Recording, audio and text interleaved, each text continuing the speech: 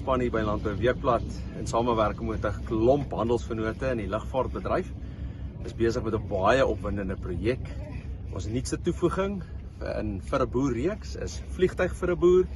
Dis reg, ja, ons is besig om met 'n klomp vliegtuie saam te werk en ons skiet dit binnekort begin Junie by 'n private wildsplaas net buitekant Thabazimbi. En dit sal uitsaai dan in Julie maand op al ons platforms.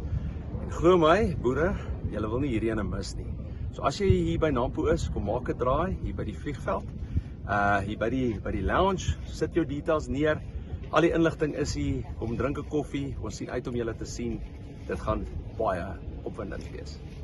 Ja, dit is vir ons as Absolute Aviation baie belangrik om hier by Nampo te wees en jy weet die boere gemeenskap en landbou is 'n groot segment of deel van ons besigheid van General Aviation in Suid-Afrika. Jy weet baie van ons kliënte kom van agrika, landbou, manufacturing, so ons wil graag hier wees om net 'n koppie koffie saam met hulle te kan drink. Dit is nice dat almal by een plek te kan uitkom, by een plek te wees. Almal te groet, is moeilik om almal te sien deur die jaar.